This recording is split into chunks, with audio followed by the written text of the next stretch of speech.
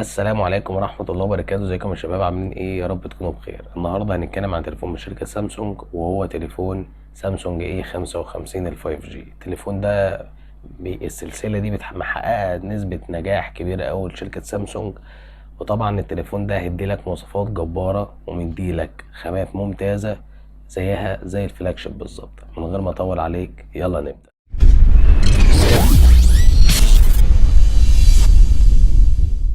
اول حاجه هنبتدي بيها وهي تصميم التليفون. تصميم التليفون هنا بيجي معانا كامل من الازاز، طبقه حمايه من جوريلا جلاس.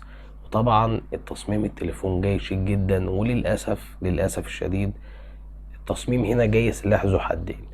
الفلاج شيب والفئه المتوسطه والفئه الاقتصاديه سامسونج ماسكه نفس المنهج، يعني ماشيه بنفس النهج في الثلاثه في نفس التصميم. هتقول لي طب فين العيب يا ابو حميد؟ اقول لك ان للاسف اللي بيشتري الفلاج شيب ممكن يبص للي معاه الفئه الاقتصاديه يقول لك ايه الفرق بينه وبينه في التصميم، فاهمني؟ فيعني عندك الاس 23 الاس 24 زيهم زي الاي 55، يعني نفس التصميم بتاع ظهر التليفون، نفس الشكل بالظبط يعتبر.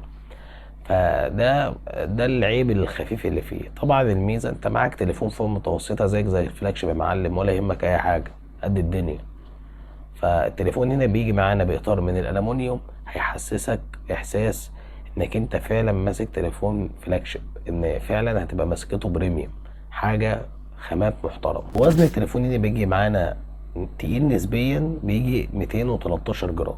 ودي برضك يعني حاجه عاديه، يعني ماسكه تليفونات سامسونج عموما للايه الفئه الايه تبقى مسكتها مريحة للإيد جدا بصراحة. وبالذات الإيه 55 هتبقى مسكته ممتازة للناس حتى اللي إيديها صغيرة هتقدر تمسكه، حتى لو الشاشة عملاقة أو كبيرة، ولكن عشان المساحة بتاعت الشاشة بتبقى أكبر، ما بيبقاش تليفون كبير.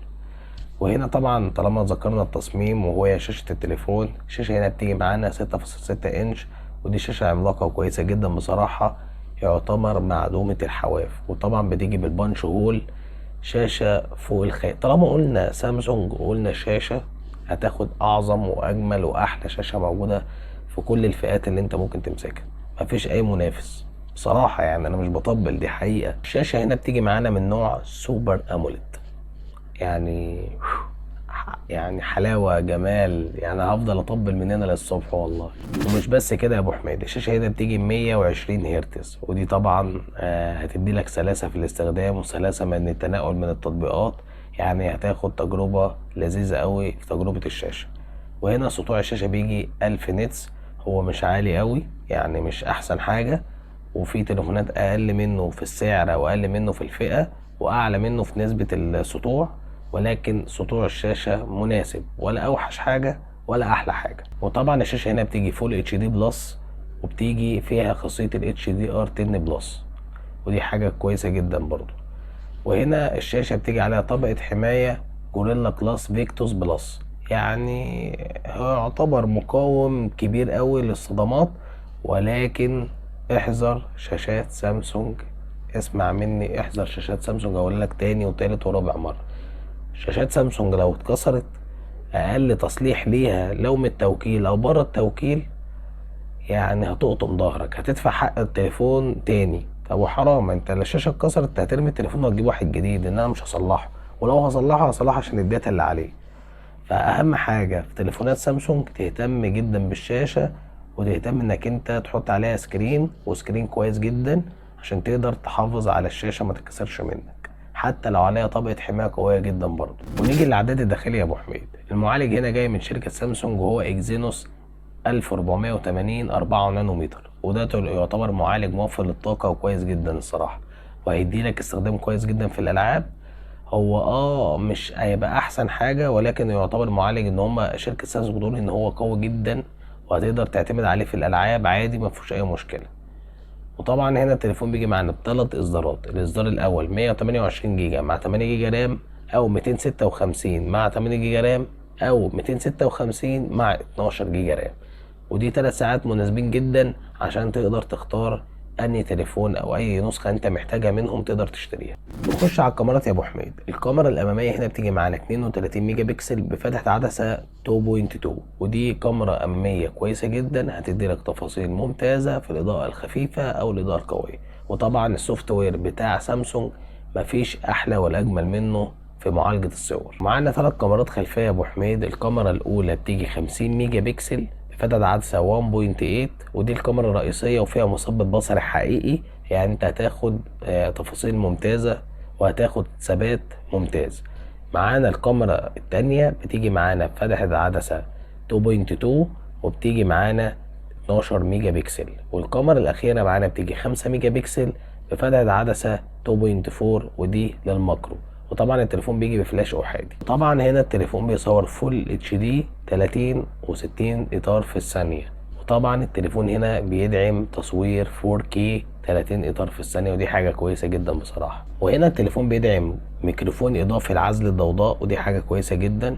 والتليفون هنا للاسف ما بيدعمش 3.5 مللي. وهنا التليفون فيه كل المستشعرات الموجودة، الجيروسكوب، البوصلة، التسارع والتقارب. وهنا التليفون بيدعم سماعات استيريو وصوتها من احلى واجمل السماعات اللي انت ممكن تسمع منها صوت كويس جدا ونقي. والتليفون هنا بيجي ببطارية 5000 ملي امبير بتدعم الشحن السريع 25 واط. احنا والله مكسوف اقول شحن سريع و25، بس قشطة يعني يا سامسونج، تمام يعني. هو 5000 ملي امبير جميل جدا، بس 25 واط انت عشان تشحنهم يعني منك تقريبا ساعة وتلت، ساعة 25 دقيقة كده، ساعة ونص مثلا يعني. هنقول ايه سامسونج يعني، هو الفلاج شيب بتاعها بيشحن ب45 واط تقريبا.